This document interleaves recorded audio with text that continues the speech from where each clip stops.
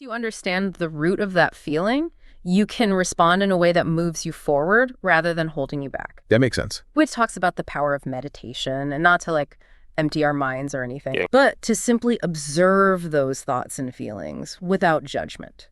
So just creating some space between you and those emotions. Exactly. So they don't feel so overwhelming. Yeah, and sometimes we need to move. Welcome to Witter. Who Has Time to Read? The podcast that brings deep dives for busy minds. Listen to AI hosts Jane and Dane and get ready to unpack the world's most captivating books in just a fraction of the time. Whether commuting, working out, or just squeezing in a quick break, we deliver key insights, thought-provoking themes, and takeaways you can carry into your day. Don't forget to like, subscribe, and leave a comment. Plus, use our links in the description to purchase this book. Your support helps us bring more engaging book discussions to you. Listen and follow us wherever you get your podcasts. Who has time to read? You do, with Witter. Ever feel like you're your own worst enemy? Like something's holding you back from what you really want? That's the mystery of self-sabotage. And we're going to dive into that today. Yeah. With Brianna Wiest's book, The Mountain Is You. This is a great book. It's a fascinating journey because it really flips the script on what we typically think about when we hear self-sabotage, because we see it as this enemy within, Right. A sign of self-hatred. But she's suggesting it's actually a coping mechanism. Okay, so how can, sabotaging ourselves be a way of coping? Well, you can imagine your subconscious mind as kind of like a bodyguard who's always trying to protect you, even if it means overstepping a little bit. Right. And it remembers all your past hurts, your fears, your disappointments. Yeah. And it's going to do whatever it takes to prevent you from experiencing that pain again. So it's like, hey, I know you think you want that promotion, but remember last time, remember all that stress that came with that.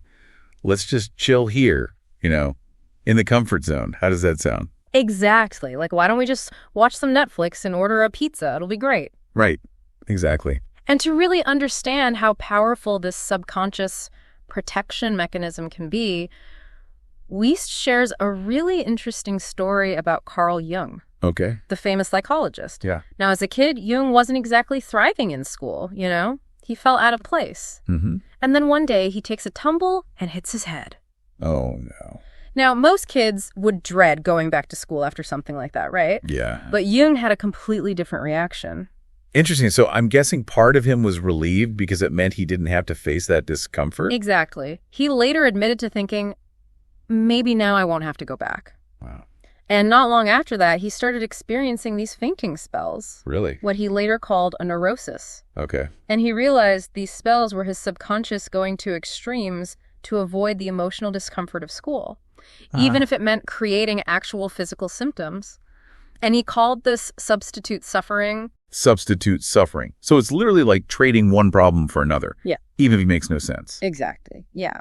So how does that relate to someone who's maybe, constantly self-sabotaging their career goals? Because those unconscious associations, they run deep. Okay. So let's say you grew up with a parent who constantly stressed about money. Mm-hmm. Maybe they even spoke negatively about wealthy people. Okay. Now, that early exposure, it can create a subconscious link between money and anxiety, Okay. even if consciously you aspire to be financially successful. Right. So you might find yourself unconsciously avoiding opportunities for advancement or even sabotaging your finances. Precisely. Because deep down, that association with discomfort is just so ingrained. Exactly. It's like this knee-jerk reaction, right, that happens before you even have time to think about it. Wow. And this is why just trying to think positive or work harder often just doesn't cut it. Right. We have to address those deeper and often unconscious beliefs that are driving those self-sabotaging behaviors. So it's not just about willpower. It's about going deeper and understanding those root causes. Exactly. So it's not just about our childhood, right? Even when we're aware of these patterns, there's something in us that still wants to cling to those, familiar feelings. Oh, absolutely. Yeah. It's like we have this internal thermostat for happiness. Okay. That's set to a certain level. And psychologist Gay Hendricks calls this our upper limit on happiness. Okay. You get comfortable at a certain level of success, of fulfillment, even joy. Right. And when we start to exceed that limit, our subconscious, it hits the brakes.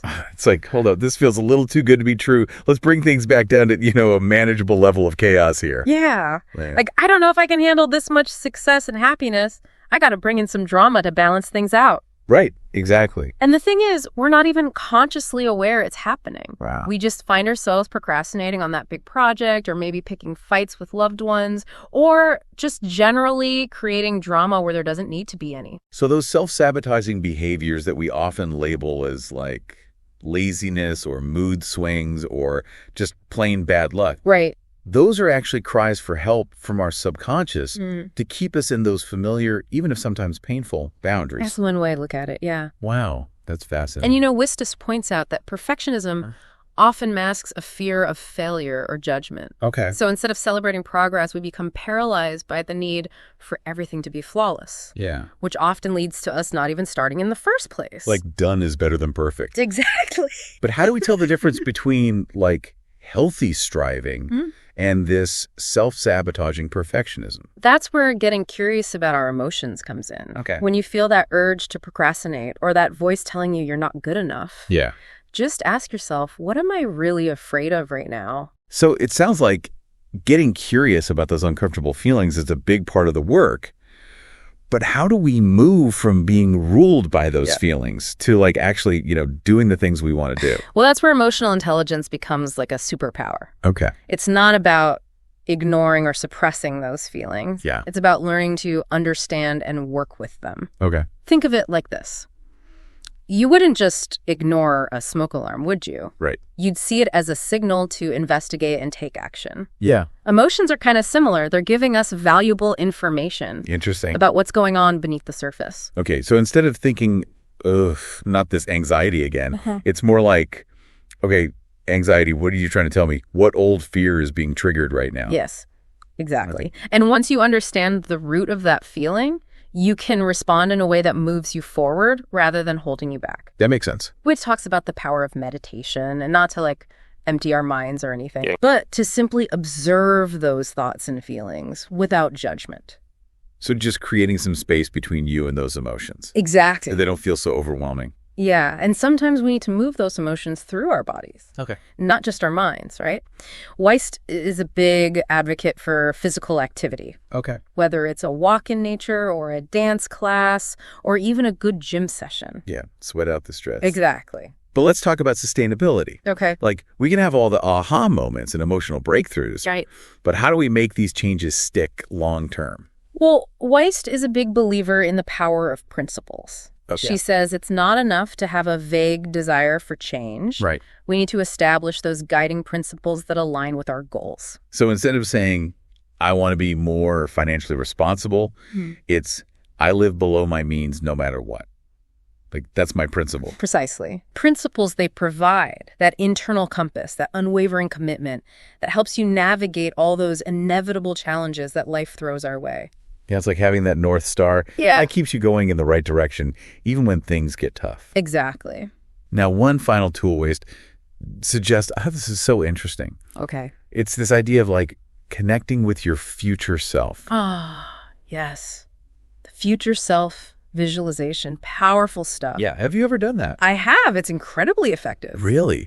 So she suggests taking some time to really imagine meeting the version of yourself who has already overcome these self-sabotaging patterns and achieved those goals. Yeah, like really try to step into their shoes. Wow. So close your eyes and actually have a conversation with that future you. Exactly. Like, what would you ask them? What advice would they give you? It's like tapping into your own inner wisdom. Yeah. Getting guidance from the part of you that already has the roadmap. I love that. So we've gone from understanding why we self-sabotage to like recognizing those patterns to now these practical strategies for change. It's about rewiring those old subconscious programs. Yeah, and stepping into our full potential. Exactly. And, those mountains we face, the challenges, the setbacks, the self-created obstacles, those are often the experiences that shape us into the people we're meant to be.